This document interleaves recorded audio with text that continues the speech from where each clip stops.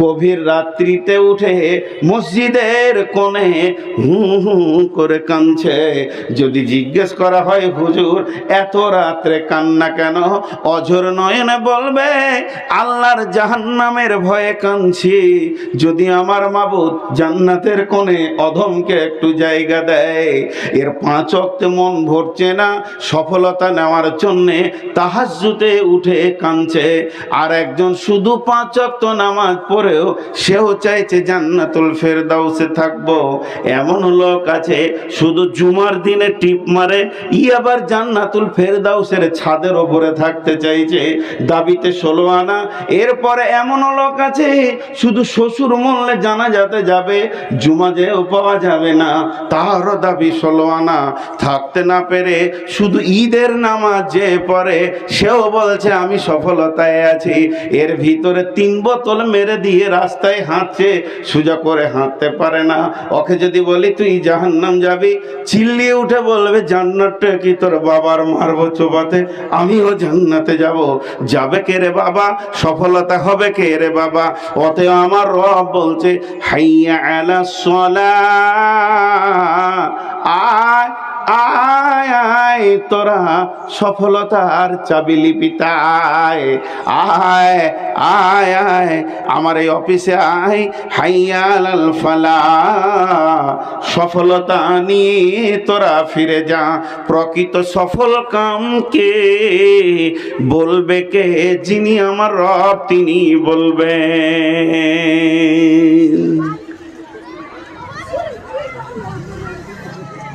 ধৈর্য আছে ভাই? হেরে গেলাম তোমাদের কাছে। এরা যে দাঁড়িয়ে দাঁড়িয়ে শুনছে কম সফল নয়।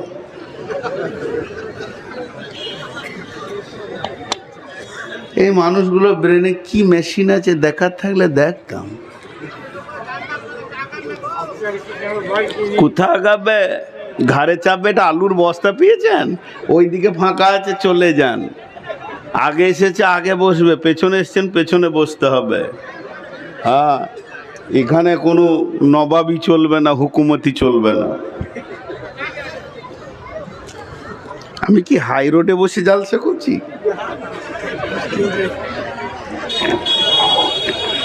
জি, এরপরে চলেন, আমি আল্লাহর কসমের কথাটা একটু পর বলবো।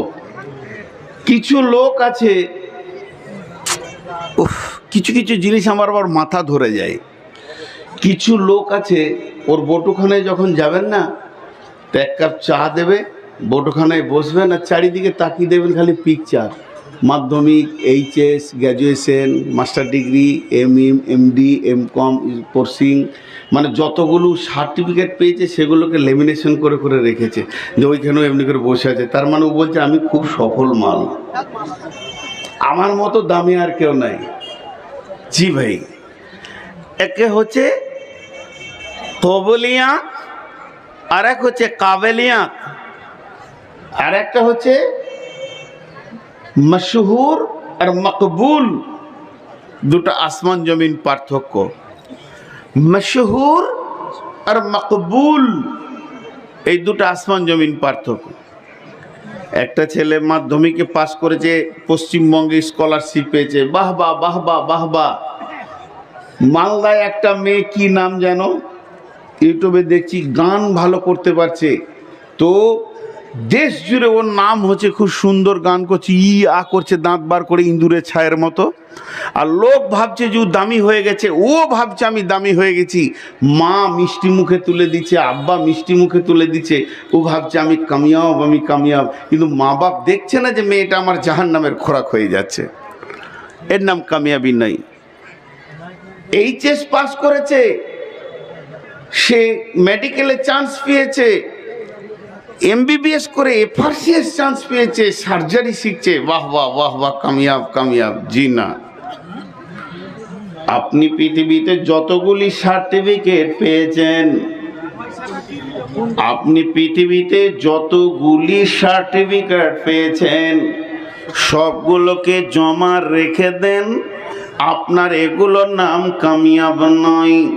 পৃথিবী আমার আসল ঠিকানা নয়, মত একদিন মুছে দেবে হায় সকল রঙিন পরিচয়। পৃথিবী আমার আসল ঠিকানা নয়। আল্লাহ তাবারাক ওয়া তাআলা বলছেন, সফল কামের সার্টিফিকেট তোকে তো দিয়েছে প্রাইমারি স্কুলের হেডমাস্টার, হাই স্কুলের হেডমাস্টার, কলেজের মাস্টার, কলেজের প্রিন্সিপাল, ভার্সিটির প্রিন্সিপাল তোকে দিয়েছে।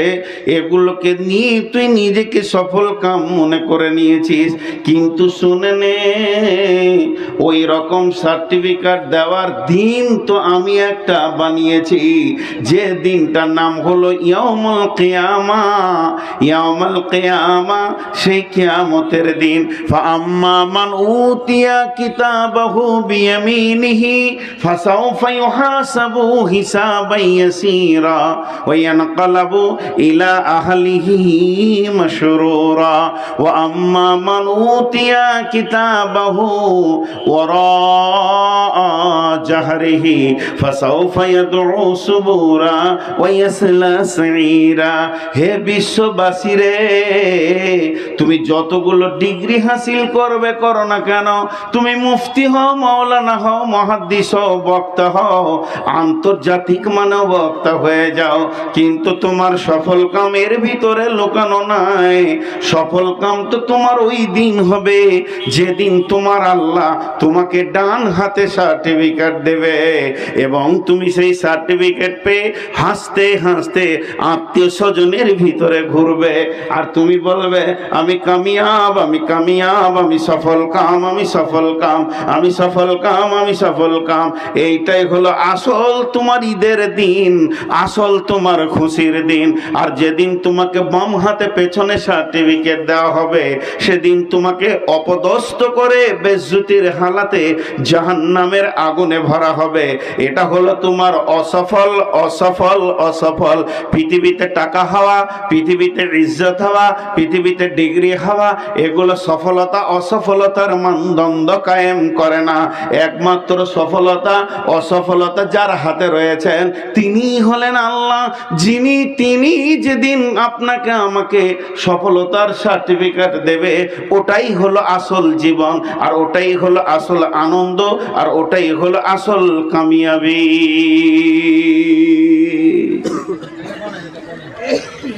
আমরা এগুলো সফলতা ভাবছি, এগুলো ভুল।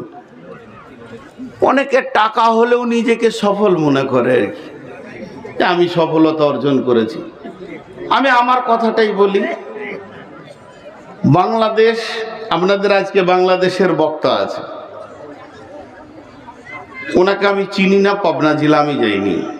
বাকি বাংলাদেশে এবছর বেশি প্রোগ্রাম করিনি, 68-69টার মতো হয়েছে। তাও কয়েকজনকে দিতে পারিনি, তো রমজান মাসে 10টা দিন আবার যেতে হবে। তো আল্লাহ গোটা বাংলাদেশকে ঘোরাচ্ছে। শুনে যান আমি শেষ অঙ্কটা কি বলছি, তাহলে আমি বিরাট সফল। আমার নিজের দেশে পশ্চিমবঙ্গ, বিহার, ঝাড়খণ্ড, মেঘালয়, ত্রিপুরা, আসাম, মিজোরাম, বড়োল্যান্ড, জোরহাট দাপিয়ে ঘুরলাম, আর ঘুরছিও। নেপাল ঘুরছি। আমার মতো দামি কে আছে? আমি তো সব থেকে দামি। আমার মতো আর কেউ হতে পারে? সবাই আমাকে বলছে বাহ বাহ বাহ বাহ, ইউটিউব জগতে বাহ বাহ বাহ বাহ, ফেসবুকে বাহ বাহ বাহ বাহ। কিন্তু যার কাছে আমার সফলতার সার্টিফিকেট, সে বলছে তুই কুকুরের থেকেও খারাপ। কে সে? আল্লাহ। মহব্বতের সঙ্গে বলি, সে কে? আমার নূর মোহাম্মদের জীবনের কোনো মূল্য আছে? কোনো মূল্য নেই। আল্লাহ বলছেন তোকে আমি চিনি না, তোকে আমি বুঝি না, তুই আমার গোলামি নস, তোর ব্যবহারে আমি সন্তুষ্ট নই। আল্লাহ এই জীবনটার ব্যাপারে বলেছেন উলাইকা কাল আনআম বাল হুম আজাল। তুই চতুষ্পদ প্রাণীর থেকেও নিকৃষ্ট, শূকর কুত্তার থেকেও নিকৃষ্ট, তোর জীবনের কোনো মূল্য নাই রে নূর মোহাম্মদ। কিন্তু চুয়াপুকুরে এমন একটি লোক আছে, এই এলাকায় এমন একটি লোক আছে, এই পৃথিবীতে এমনও লোক আছে তাকে সমাজের মানুষ চিনে না। গ্রামে যদি কোনো কাজ নিয়ে 10 জন বসে, ওর নামটা নিলে সবাই এক বাক্যে বলবে ওকে বাদ দে, ও কিছু বুঝে না, সাদাসিধে মানুষ, খায় আর ঘুরে বেড়ায়।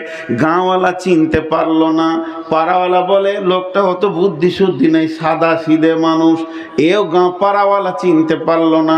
এমন কি যদি ওর ছেলেকে বলেন বাবা তোমার আব্বা আছে বাড়িতে, বলে হ্যাঁ আব্বা আছে কিনা, আপনি কি বলছেন বলেন, বলে আমার জমির পাশে তোমাদের যে ছোট্ট মতো 3 কাঠা জমিটা রয়েছে ওটা ব্যাপারে একটু কথা বলতাম। ছেলে বলবে চাচা আব্বা বুঝে না, ওর মাথা মোটা হুঁশ কম, আপনি আমার সঙ্গে কথা বলেন। তার মানে ছেলেও বাপকে ঠিক মতো চিনতে পারলো না। যার বিছানায় একসঙ্গে শুয়ে একই কম্বলে দাম্পত্য জীবন কাটালো, বিবিকে যদি বলা হয় আপনার ভাইয়া কোথায় আছে, বিবি বলবে সে তো সাদাসিধে মানুষ, খেপা মানুষ, ভাই কোথায় থাকে কিছু খবর রাখি না। তার মানে তাকে বিবিও চিনল না, পৃথিবীর মানুষ চিনল না, গাঁওয়ালা চিনল না, বিবি চিনল না ছেলে, চিনল না পাড়া, চিনল না দেশ আর দশ, রাজনৈতিক লোকও তাকে ডাকে না, শুধু টিপ নিয়ে ছেড়ে দেয়। কিন্তু যখন রাত্রি 1:30 হয়ে যায় ও আর বিছানায় থাকে না, বিছানা থেকে উঠে উজু করে 2 রাকাত নামাজ পড়ে ঘরের এক কোণে খালি বলে আল্লাহ সুবহানাল্লাহ আলহামদুলিল্লাহ আস্তাগফিরুল্লাহ আস্তাগফিরুল্লাহ সুবহানাল্লাহি বিহামদিহি সুবহানাল্লাহিল আযীম। এই করে করে 1.5 ঘন্টা কাটিয়ে দেয় চোখের পানিতে। বিশ্ব না চিনলেও চিনে আল্লাহ। আল্লাহ বলেন রাজুলুন যাকারাল্লাহ খালিয়ান ফাফাজাতে আইনাহু। আমার সম্বন্ধী, আমার শালা কিংবা আমার শ্বশুর কিংবা আমার বড় ভাই যদি জঙ্গিপুর স্টেশনে কাজ করে, আজকে রাত্রেতে আমি বাড়ি যাব বলেছি, রিজার্ভেশন লাগিয়ে রেখে দেবে যে ভাইয়া একটা বক্তা মানুষ, ওর টিকিট রিজার্ভেশন ঠিক আছে। যখন ওই ব্যক্তিটা আল্লাহর কাছে কাঁদে সে কত সফলতা পেয়ে গেছে, হাসরের মাঠে আরশের ছায়াতে, রহমতের ছায়াতে তার রিজার্ভেশন লাগানো থাকবে, জান্নাতেও রিজার্ভেশন লাগানো থাকবে। বিশ্বনবী বলছেন ও সাবাতুন ইদিল্লাহুমুল্লাহু ফি দিল্লিহি ইয়াউমুল্লা দিল্লা ইল্লা দিল্লুহু। আল্লাহর নবী বলছেন 7 ব্যক্তি কোটা আছে ওই রিজার্ভেশনে ঢুকতে পারবে, কঠিন কিয়ামতের দিনে রহমতের ছায়াতে থাকবে, আরশের ছায়াতে থাকবে। সেই 7 ব্যক্তির এক ব্যক্তি হলো পৃথিবীর মানুষটাকে চিনবে না, আসে চোখের পানিতে রবকে ছাড়বে না, এই হলো সফল। সফলতা কাকে বলে খালি বুঝি। আমি আপনাদেরকে আল্লাহ এই সফলতাকে কত গুরুত্ব দিয়েছে, দিনে 10 বার ডাকে আয় আয় আয়। আর কোনো বিষয়ে আল্লাহ এত গুরুত্ব দিয়ে ডাকেন না। ও আবার কে? ও যাকে ভালোবাসে তাকে ডাকছে, সে শুনতে পেয়েছেন, আপনি শুনতে পেয়েছেন, এটা ওর বিপদ। ও আবার কে? আমি এক পাগলা। চলেন আল্লাহর কসমগুলো দেখেন কেমন, কথাটা ছোট আর কসমগুলো বড়। বিসমিল্লাহির রহমানির রহিম। والشمس وضحاها والقمر إذا تلاها والنهار إذا دلاها والليل إذا يغشاها والسماء وما بناها والأرض وما طحاها ونفس وما سواها فألهمها فجورها وتقواها। এখানে আল্লাহর কোনো বক্তব্য নাই, খালি কসম খাচ্ছেন। 11টা কসম খেলেন একটা কথা বলার জন্য। আমি রেগে গেছি খুব, এত রেগেছি আর আপনাকে বরদাস্ত হচ্ছে না, তখন আমি ঘন করে কসম খেয়েছি, আল্লাহর কসম, আল্লাহর কসম, আল্লাহর কসম, আল্লাহর কসম, আল্লাহর কসম, আল্লাহর কসম, আল্লাহর কসম, আল্লাহর কসম, আল্লাহর কসম। আপনি খালি আমাকে টানছেন যে লাল গোলাচ, আমি যাও না, খালি যাব না, দুটো শব্দ বলছি, এই দুটো শব্দের জন্য 11টা কসম খেলাম। আল্লাহর কসম, আল্লাহর কসম, আল্লাহর কসম, আল্লাহর কসম, আল্লাহর কসম, আল্লাহর কসম, আল্লাহর কসম, যাব না। তো আল্লাহ ওই রকম দুটি কথা বলার জন্যে 11টি কসম খেলো। ওয়াশ-শামসি ওয়া দুহাহা ওয়াল কামারি ইযা তালাহা ওয়ান নাহারি ইযা জাল্লাহা ওয়াল লাইলি ইযা ইয়াগশাহা ওয়াস সামাই ওয়া মা বানাহা ওয়াল আরদি ওয়া মা তাহাহা ওয়া নাফসি ওয়া মা সাওয়াহা ফাআলহামাহা ফুজুরাহা ওয়া তাকওয়াহা قد أفلح من زكاها وقد خاب من دساها। দুটি কথা আল্লাহ বললেন। যতটি লোক বসে আছেন, খুব সুন্দর লাগছে আপনাদের বসে থাকা। তা আপনারা একবার মহব্বতের সঙ্গে আল্লাহর জবানের কথাটা সবাই বলেন, আল্লাহ খুশি হবেন। এই রাতে আল্লাহ বলবেন, আমার কথা আমার গোলাম বলছে। জীবনে অনেক স্লোগান দিয়েছি, অনেক গান বলেছি, অনেক গজল বলেছি, একবার আল্লাহর কথাটা জবান দিয়ে বলি, কাদ আফলাহা মান যাক্কাহা। বলেন কাদ আফ, বলেন সবাই বলেন। আরে বলেন বলেন বলতে হচ্ছে,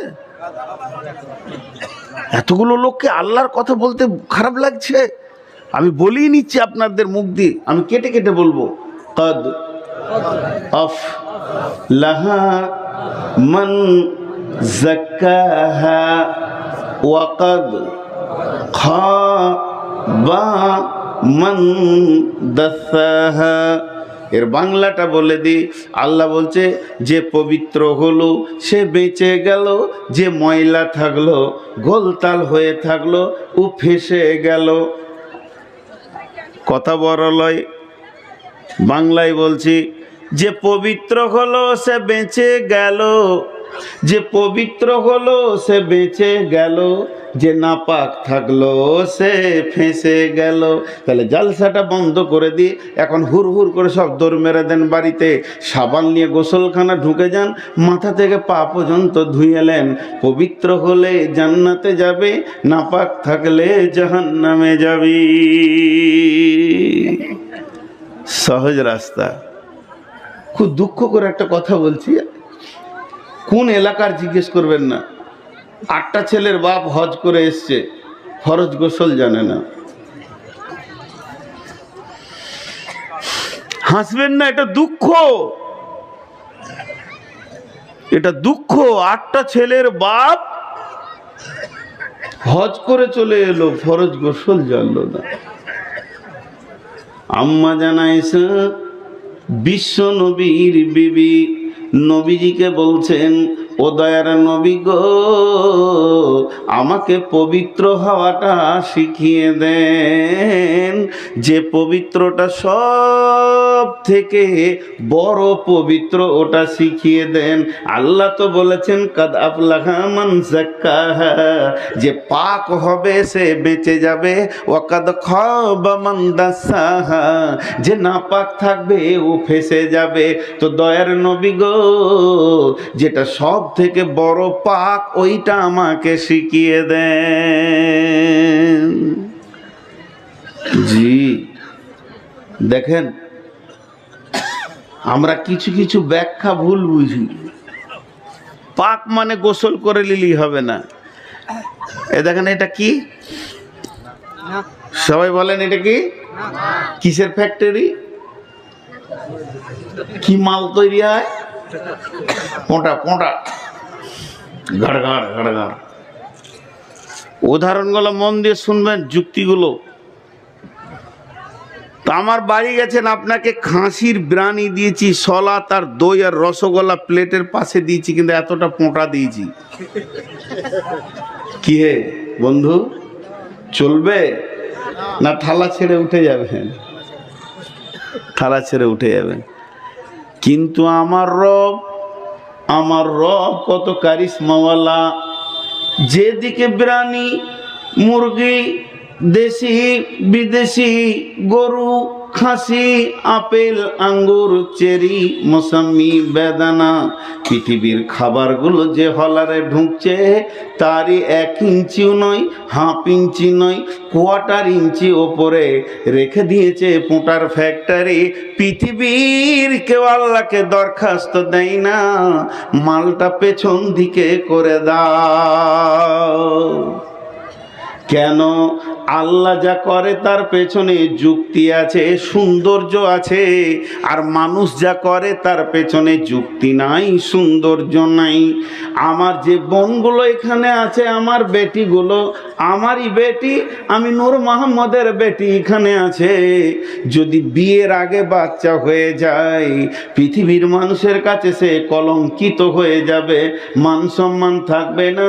কিন্তু আমার আল্লাহ মারিয়ামকে বিয়ের আগে বাচ্চা দিল, তোর ইজ্জত বেড়ে গেল, বরং নবুয়তি টাইটেল পেয়ে গেল, মা বেটাতে কিতাব পেল।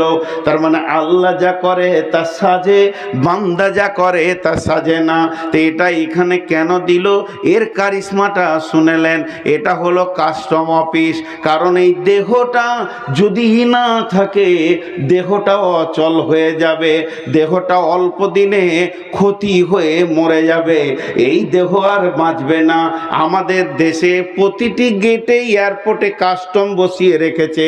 বাংলাদেশি আসুক, সৌদি আসুক, পাকিস্তানি আসুক, সুদানি আসুক, আমেরিকান আসুক, তাকে চেক আপ করে দেশে ভরা হয়। কারণ যদি সে সন্ত্রাসী হয় দেশটাকে নষ্ট করে দেবে। তেমনি বন্ধুরে, নাক হচ্ছে কাস্টম অফিস। আল্লাহর কেমন কারিশমা। আপনি দোকানে গেলেন, হে সেলিম 1 টাকা কেক দে রে ভাই, একটা কেক দে। সেলিম একটা কেক কেটে বের করে আপনার হাতে দিল, কেকটাকে আপনি ভাঙলেন, তখনও বুঝতে পারলেন না।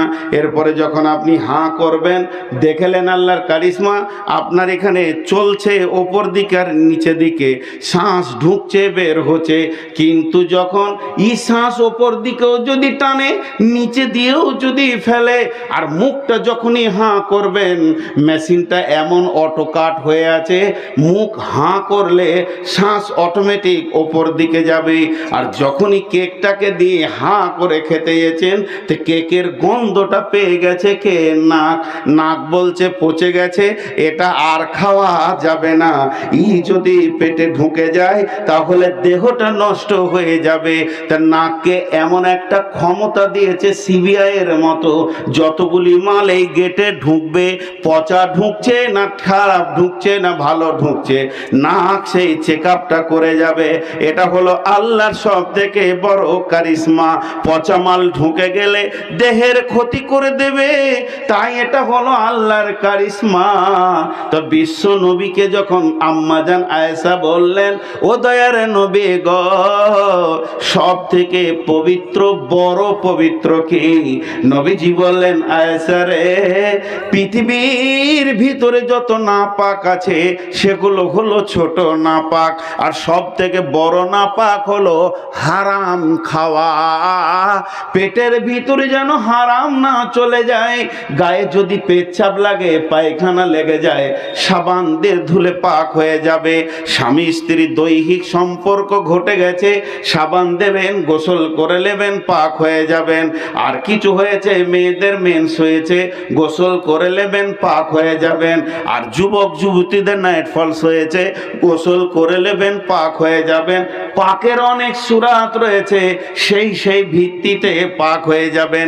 কিন্তু কেউ যদি 1 তিল পরিমাণ হারাম পেটে ভরে নেয়, ওই হারাম থেকে রক্ত হবে, রক্ত থেকে মাংস হবে, চর্বি হবে। এটা পৃথিবীর কোনো পানিতে জমজমেও যদি সাবান দিয়ে গোসল করেন, এটা পাক হওয়া সম্ভব নয়। দয়ার নবী বলছেন, সোনার ভিতরে যদি খাদ ঢুকে যায়, সেটাকে যেমন জমজমের পানি দিয়ে বের করা যাবে না। ওটা বের করার একটাই রাস্তা হচ্ছে আগুনে পুড়িয়ে এসিডে ভরে ওকে বের করতে হবে। হারাম খোররা যদিও জান্নাতি হয়, ওর ওই মাংসর মাসুলটাকে জাহান্নামে পুড়িয়ে বের করে খাত বের করবে, এর আগে সে পাক হতে পারবে না। তাই আল্লাহ তাবারাক ওয়া তাআলা বলছেন কাদ আফলাহা মান যাক্কাহা, বেঁচে যাবে ওই যে পাক আছে, ওয়া কাদ খাবা মান দাসাহা, ফেঁসে যাবে ওই যে না পাক রয়েছে।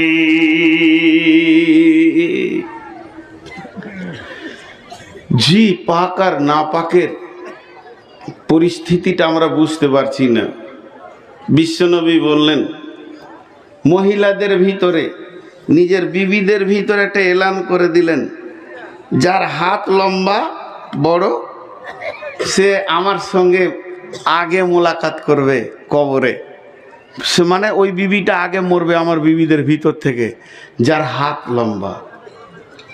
তো যত বিবি ছিল একটু বয়স হয়ে গেছিল, বয়স্কা মহিলা, আর দুইজন একটু তিরবিরে, আর তার থেকে বেশি তিরবিরে ছিলেন একটু অল্প বয়সী ছিলেন। যেটা বয়সের যে একটা অভ্যাস ওটা তো হবেই, সেটা আম্মাজান আয়েশা। তো আম্মাজান আয়েশার সঙ্গে কথায় কথায় কথায় কথায় বাক বিতণ্ডা লেগে থাকতেন কে? হযরতে জাইনাব রাদিয়াল্লাহু তাআলা আনহু। জাইনাব কেন লেগে থাকতেন এত বাক বিতণ্ডাই? আম্মাজান আয়েশা বলতেন আমি কুমারী। বাবার কত কৌশল করে বলতেন জানেন? আমি রাস্তার ধারে গাছ লই, আমি ঘেরা বেড়া দিয়া গাছ। ওর মানে বুঝেন? খালি লোকে বলে যে আগেকার মেয়েদের ছেলেদের বুদ্ধি কম ছিল, এটা ইশারা মারছে কিসের জানেন? ও বলছে যে আমার দ্বিতীয় কোনো স্বামী আমাকে দেখেনি, রসুলই দেখেছে, আমি বাপের ঘরে ঘেরা বেড়া ছিলাম, আমি ছোট মেয়ে, আমি আছি। তার মানে জাইনাবকে ইশারায় একটু খোঁচা মেরে দিল, তোর আর একটা স্বামী ছিল, আর একটা উঁটে তোর গাছের পাতা খেয়েছে, ফের রসুলের কাছে এসেছিস। আর জাইনাব তখন বলছে তুই তো আবু বাকারের বেটি, আর আমি আর রসুল একই বংশের, তুই পারবি আমার সঙ্গে? কারণ জাইনাব ছিল রসুলের ফুফাতো বোন। ফুফাতো বোন মানে কি? আমার মার রসুলের বাপ একটাই ভাই বোন, একই মায়ের পেটে হয়েছে, তো আমরা একটা বংশের। চিনিস তুই, তোর থেকে আমার দাম বেশি। ও বলে আমার দাম বেশি, বলে আমার দাম। অনেক বাক বিতণ্ড আছে, সেদিকে আমি যাচ্ছি না। কিন্তু নবীজি যখন বললেন যার হাত বড় সে আমার সঙ্গে আগে মোলাকাত করবে, কিন্তু জাইনাব আবার সাইজে ছোট ছিলেন, একটু শর্ট সাইজের, বিবিদের ভিতরে উনি শর্ট সাইজের। আর আয়েশা কাউকে খুঁজে না পেয়ে অকি বলতো দেখি দেখি বোন জাইনাব তোর হাতটা দেখি মেপে কত। ওকে আরও রাগাবার লেগে বলছে, ও তো জানছে আমি শর্ট সাইজের, তা আমাকে দেখি জাইনাব দেখি তোর হাতটা মাপিতে কতটা হলো। বিশ্বনবী বলেছেন যার হাত বড় সে আমার সঙ্গে প্রথম মোলাকাত করবে। কিন্তু বিশ্বনবী দুনিয়া থেকে চলে গেলেন। দুনিয়া থেকে যাওয়ার পর রসুলের যতজন বিবি ছিলেন, প্রথম যিনি দুনিয়া থেকে গেলেন উনি হলেন জাইনাব। যখন জাইনাব মারা গেলেন, আম্মাজান আয়েশা জাইনাবের লাশের কাছে গিয়ে বলছে বোন রে, তোমাকে অনেক বাক বিতণ্ডে জড়িয়ে নিয়েছি বোন, কিন্তু তুমি যে রসুলের এত প্রিয় এটা আমারও বুঝতে ভুল ছিল বোন রে। ওরে আমার বোন রে, তুমি শর্ট সাইজের, তা তোমার হাত কেন এত লম্বা হলো? তুমি কেমন করে রসুলের মুলাকাতে আগে চলে গেলে? বোন রে, আমার ব্যাখ্যাটা বুঝতে ভুল হয়েছিল। আসলে রসুল বলেছিল তার দানের হাত বড়। জাইনাবের মতো এত দাঁতা মহিলা রসুলের বিবির ভেতরে আর কেউ ছিল না। সেদিন আম্মাজান আয়েশা বললেন আজকে আমার বুঝে এলো যে নবীজি কার জন্য কথাটা বলেছিলেন। অতএব বন্ধুরে আমার আল্লাহ 11টি কসম খেয়ে বলছেন যে পাক হবে সে বেঁচে যাবে, আর যে না পাক হবে সে ফেঁসে যাবে। এখন যদি আপনি ব্যাখ্যাটা মনে করলেন যে আমি পাক থাকবো, পেচ্ছাপ করে পানি নেব, পায়খানা করে পানি নেব, গোসল ঠিক মতো করব, ফরজ গোসলকে গোসলের মতো করে করব, মাথা থেকে পা পর্যন্ত প্রতিদিন সাবান মাখবো। ব্যাখ্যাটা আপনি ভুল বুঝেছেন। কাদ আফলাহা মান যাক্কাহা ওয়া কাদ খাবা মান দাসাহা। এর আসল ব্যাখ্যাটা কি? হযরত আলী হিজরতের তাফসীর করছেন। হযরত আলী, হিজরত কাকে বলে? প্রবাস হওয়া। পৃথিবীতে 3টা আমল আছে আপনাকে মাসুম শিশু বানিয়ে দেবে। মাঝে একবার জিজ্ঞেস করি 2টা কথা, আপনাদের বিরক্ত লাগছে নাকি? ও টাকা গুনতে গুনতে বলছে না। আচ্ছা দেন, ওই হিসাবই গোলমাল, এধারও হিসাব গোলমাল, ওধারও হিসাব গোলমাল।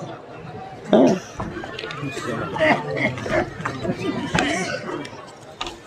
আসসালামু আলাইকুম, কেমন আছেন?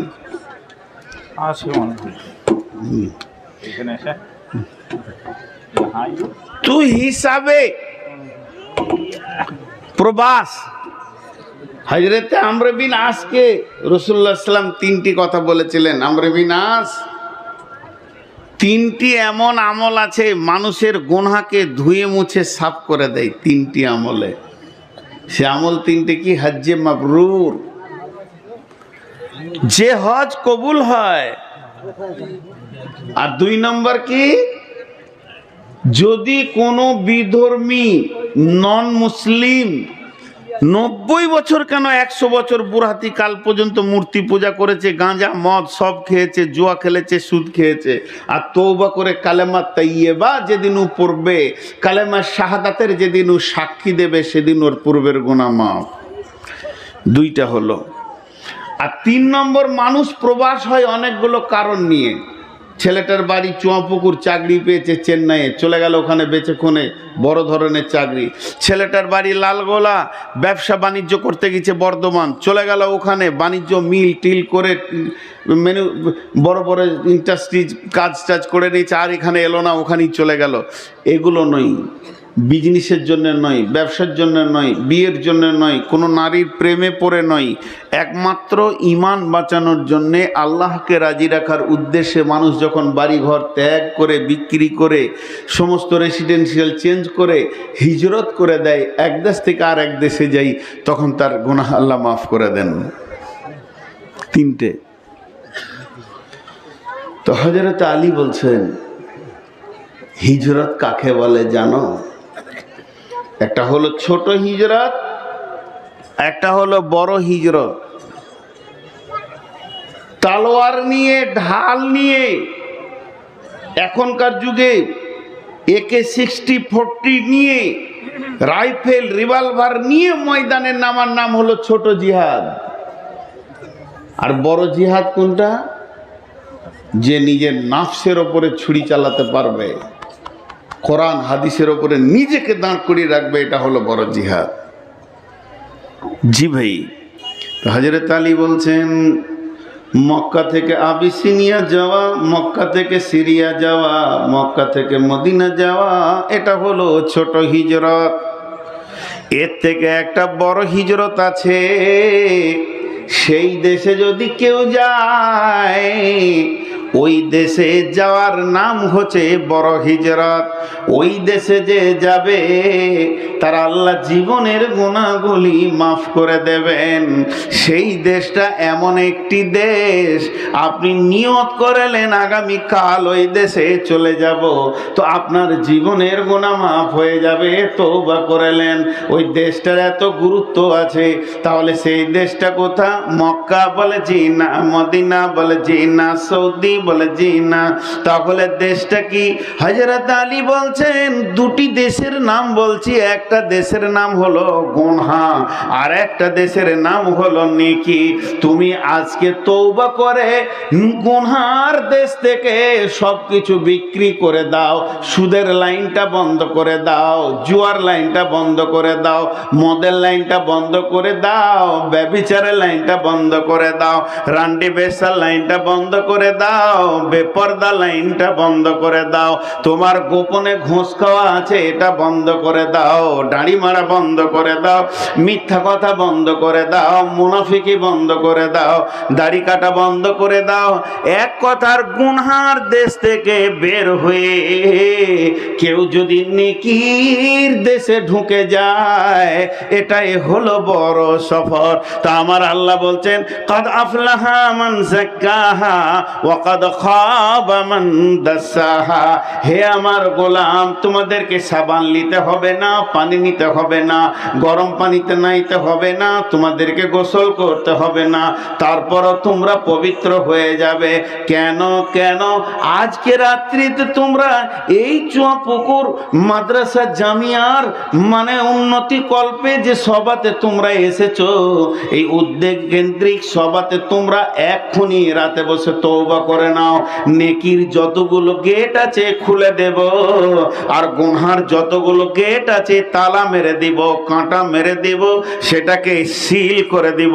আমি আর জীবনে গুনহার দিকে পা দিব না, আর নেকিকে আমি ছাড়ব না।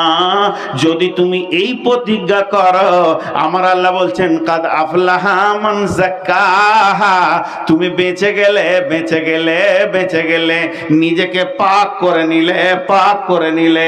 ওয়া কাদ খাবা মান দাসাহা, এটাও করব, ওটাও করব, নোংরামি করব, নামাজও পড়ব, তুমি ফেঁসে গেলে, ফেঁসে গেলে, ফেঁসে গেলে।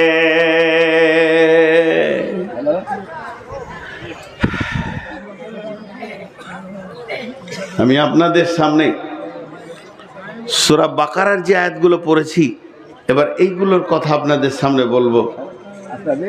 প্রকৃত কে কামিয়াব, কে সফল কাম, এখান থেকে আপনি বুঝতে পারবেন, আমি বুঝতে পারবো। বিসমিল্লাহির রহমানির রহিম। আলিফ লাম মিম। যালিকাল কিতাবু লা রাইবা ফীহি হুদাল লিল মুত্তাকিন الذين يؤمنون بالغيب ويقيمون الصلاة ومما رزقناهم ينفقون والذين يؤمنون بما أنزل إليك وما أنزل من قبلك وبالآخرة هم يوقنون أولئك على هدى من ربهم وأولئك هم বলেন মুফলিহুন। আল্লাহ বলেন এরা সফল কাম, যাদের 8টা গুণ থাকবে। দেখেন কত সুন্দর কথা আল্লাহ বলছেন। আপনি বলেন, আমি বলি, সভাপতি বলুক, আর কেউ বলুক, কিন্তু আল্লাহ বলছে এরাই সফল কাম, যার ভিতরে 8টা গুণ থাকবে। এই গুণগুলো আমি আপনাদেরকে গুনিয়ে দিচ্ছি, মহব্বতের সঙ্গে শুনবেন। 8খানা গুণ আমাদের ভিতরে আসলে আমরা সফল কাম হয়ে যাব। আল্লাহ বলছেন, এত উঠতে লাগলো কেন? এরপরও তো 2টো বক্তা রেখেছেন, হ্যাঁ? দল দল উঠছে তো। আপনাদের বিরক্ত লাগছে নাকি বিষয়টা? আজকে খুব গুরুত্বপূর্ণ বিষয় বলছি না ভাই?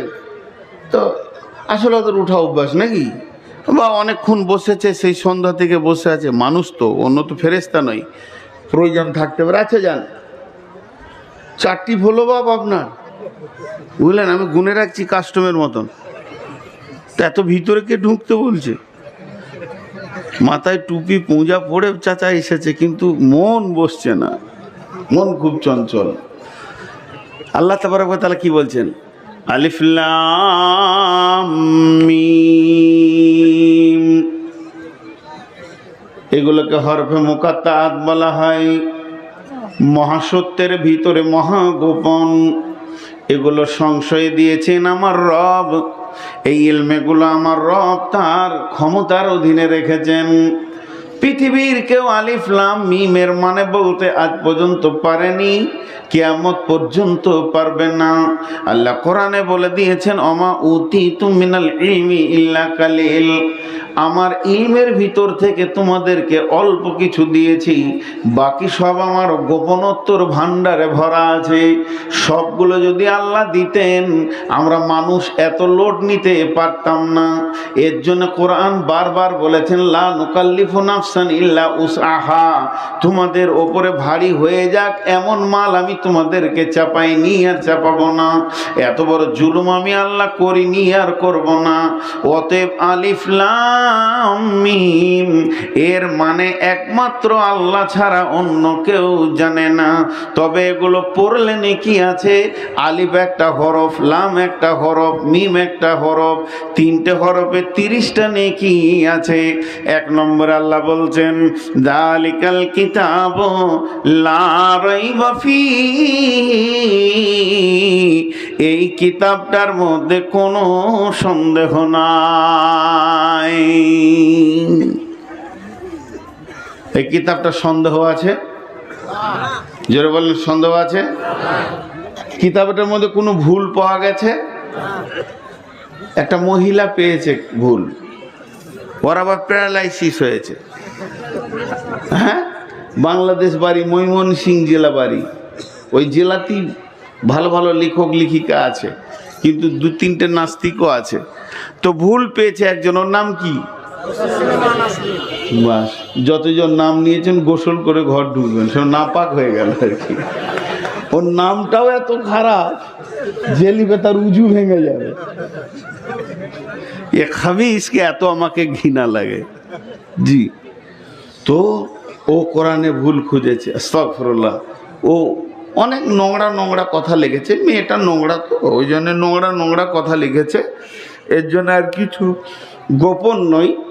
ও অনেক খুব নেকেট, এত নেকেট লিখেছে যে আপনি আপনার স্ত্রীর সঙ্গে আলোচনা করতে পারবেন না। তার মধ্যে কিছু আছে, পাশ্চাত্যকে গ্রহণ করো। আমেরিকা ইংল্যান্ডে যেমন চলছে দাম্পত্য জীবনে, স্ত্রী স্বামীকে বলছে বাই বাই, আসি, 3 দিন বেড়াতে চললাম বয়ফ্রেন্ড নিয়ে। গার্লফ্রেন্ড, এখন বয়ফ্রেন্ড গার্লফ্রেন্ড শুনছি 5 বছর থেকে, এর আগে এসব ছিলই না। তো এই ফ্রেন্ড নিয়ে ঘুরতে চলছি, তুমি থাকো, ও বলছে বাই বাই, তুমি থাকো, চলছে। ও ভাবছে ওই রকম ভারত বাংলাদেশ হয়ে যাক। হ্যাঁ, কম্পেয়ার সংসার চলবে। স্বামী স্ত্রী দুজনাই একটা সংসারে দাম্পত্য জীবনে সমান অধিকার আর সমান অবস্থায় চলবে, তবেই তো সেটা ঠিক হবে। একদিন স্বামীটা রান্না করবে, একদিন বিবিটা রান্না করবে, একদিন স্বামী বাজারে যাবে, একদিন বিবি বাজারে যাবে। ওর মাথায় এসেছে। তাই যদি হয় তো বিবির পেটে একটা বাচ্চা হলো, স্বামীর পেটে একটা হবে। হ্যাঁ, কি আজীব ব্যাপার, কোনোদিন চলে না। আরো কিছু কথা বলেছে আর কি। আর একটা আছে নাস্তিক, ওর নাম ইউনুস। ওর নাম নিলে আবার উঁচু ভেঙে যাবে। ও এক নাস্তিক, সুদের ব্যাপারে খুব সার্চিং করেছে, খালি সুদখোর বানাইছে লোককে। এ আবার অনেক কথা বলেছেন। তার ভিতরেও বলেছে একটা, যে কোরআন অন্যায় করেছে, নাউজুবিল্লাহ। পৈতৃক সম্পত্তিতে, মা বাপের সম্পত্তিতে ছেলে পাবে ডবল, মেয়ে পাবে সিঙ্গেল, এটা ভুল। এগুলো যাক, আমি ওগুলো আর তর্কে দিয়ে সময় কাটাতে চাইছি না। মেন বক্তব্যে ফিরে আসার জন্য এতটুকুই বলছি, যালিকাল কিতাবু লা রাইবা ফীহি, এই কিতাবটার মধ্যে কোনো সন্দেহ নাই।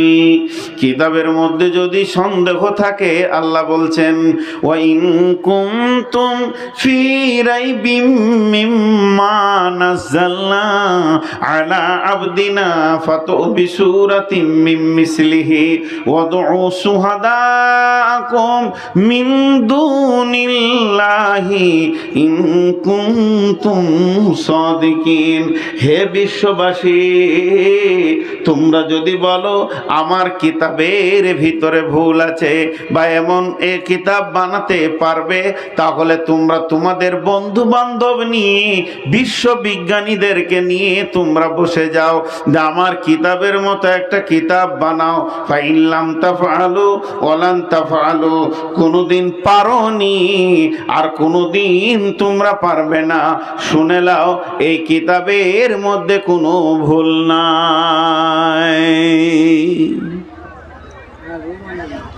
দেখেন, বিশ্বনবী লিখতে পড়তে জানতেন, লিখতে পড়তে জানতেন। এতগুলো লোক মুখ খুলে না, তিনজন খুলছে। বিশ্বনবী লিখতে পড়তে জানতেন? হুয়াল্লাযী বা'আসা ফিল উম্মিয়্যিনা রাসূলাম মিনহুম ইয়াতলু আলাইহিম আয়াতিহি ওয়া ইউযাক্কিহিম ওয়া ইউআল্লিমুহুমুল কিতাবা ওয়াল হিকমা ওয়া ইন কানু মিন ক্বাবলু লাফি দালালিম মুবিন। তিনি যে লিখতে পড়তে জানতেন না, তার যতগুলি কারণ আছে, দুইটা দুর্বল, দুইটা সবল। আর যে দুটা সবল তার মধ্যে একটা হলো আরো সবল, সেটা আমি বলছি। বিশ্বনবী লিখতে পড়তে জানতেন না, আল্লাহ তেনাকে অক্ষর দেননি, অক্ষর তিনি চিনেন না এবং লিখতেও তিনি পারতেন না। তার একটাই কারণ যে পৃথিবীতে কোরআনটা মহাসত্যের প্রমাণ থাকবে। যদি উনি লিখতে পড়তে জানতেন, তাহলে আবু জাহেল, আবু সুফিয়ান, আবু জাহেলের মতো বেঈমান বলতো যে রাতে রাতে লিখে লেয় আর সকালবেলায় বলে এটা আল্লাহ পাঠিয়েছে। এর জন্য আমার আল্লাহ ওনাকে লেখাপড়ার মতো জ্ঞানটা দিলেন না। তারই জন্য কাফের বেঈমানেরাও পর্যন্ত বলতে পারেনি যে কোরআনটা মুহাম্মাদের লেখা, কারণ তারা জানতো যে নবী মুহাম্মদ সাল্লাল্লাহু আলাইহি সাল্লাম লিখতে পড়তে জানেন না। এর জন্য কিয়ামত পর্যন্ত কোরআনের ওপরে যদি কেউ একটা আঙ্গুল না তুলতে পারে, এর জন্য আমার আল্লাহ তার নবীকে লেখাপড়ার মতো জ্ঞানটা দিলেন না।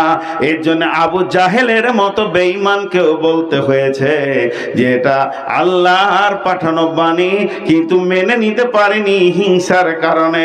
তাই আমার আল্লাহ বলতেন যালিকাল কিতাবু লা রাইবা ফীহি, এই কিতাবের মধ্যে কোনো সন্দেহ নাই। কিতাবটা কি করবে, কিতাবটা কি করবে, কিতাবটা এসেছে কখন, কেন এসেছে, ওর কাজ কি? কোরআন নিজে বলছেন বিসমিল্লাহির রহমানির রহিম, শাহরু রমজান আল্লাযী উনজিলা ফীহিল কুরআনু হুদাল লিন-নাসি। রমজান মাসে এই কোরআন নাজিল হয়েছে মানুষের পথ দেখানোর জন্যে। মাঝে 1 মিনিট আপনাদেরকে বিরক্ত করে নি, প্রসঙ্গর বাইরে কথা বলছি, এটা বিষয়ের বাইরে। আর কয়েকদিন পর রমজান আসছে, আমরা রোজা রাখবো ইনশাআল্লাহ। সকলে বলেন ইনশাআল্লাহ। কে কে রোজা রাখবেন না হাত তুলেন। চালাক হয়ে গেছে, সবাই রোজা রাখবো ইনশাআল্লাহ। আল্লাহ আমাদেরকে রোজা রাখার তৌফিক দান করুন। জি, এই দাওয়াতটা দিচ্ছি। বিশ্বনবী 6 মাস আগে থেকে রোজার জন্য সাজছেন, সাজো সাজো রমজান আসছে, দোয়া করতেন হে আল্লাহ তুমি আমাকে বাঁচিয়ে রেখে সুন্দর করে রোজা করার তৌফিক দাও। আমরাও দোয়া করছি হে আল্লাহ নবীজির মতো করে রোজা রাখার তৌফিক দাও। আরে আমিন বলছে না এতগুলো লোক। ছি ছি ছি ছি, নবীজির মতো করে রোজা রাখার তৌফিক দান করো। আমিন। হ্যাঁ, আর একটা দাওয়াত দিচ্ছি, যাদের টাকা পয়সা হয়ে গেছে হজ করেন, হজ করেন, উমরা করেন, উমরা করেন, হজ করেছেন। উমরাতে বরকত আছে, অভাব দূর হয়, উমরাতে ফজিলত আছে। আর কি বলবো, মাঝে 1 মিনিট বলেইনি।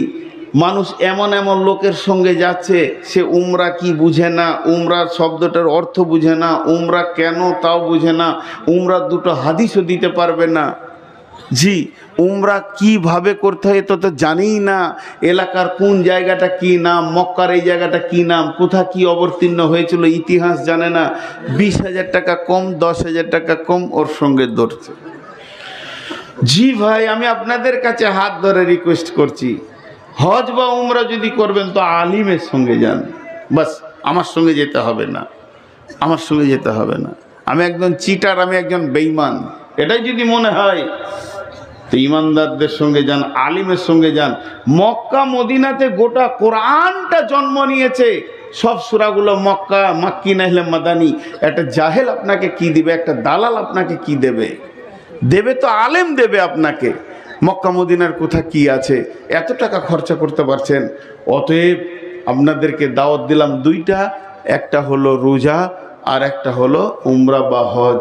তবে আমি মাঝে বলিনি, আমার ট্রাভেলস আছে, আমি নিজে নিয়ে যাই। যদি কেউ যেতে চান তো আমার নম্বরে যোগাযোগ করবেন। যদি কেউ যেতে চান কিভাবে উমরা করতে হয় আর কোন জায়গায় কি আছে, যেমন আজকে বক্তব্য রাখছি এইভাবেই মক্কা মদিনায় আমি বক্তব্য রাখি। আরাফাতে, মিনাতে, মুজদালেফায় কোথা রাসূলুল্লাহ সাল্লাল্লাহু আলাইহি ওয়াসাল্লাম কি করেছেন, এগুলো মক্কা মদিনায় আমি সঙ্গে করে নিয়ে গিয়ে উমরা করাই। কারো যাওয়ার ইচ্ছা থাকলে আমার নম্বরে যোগাযোগ করবেন।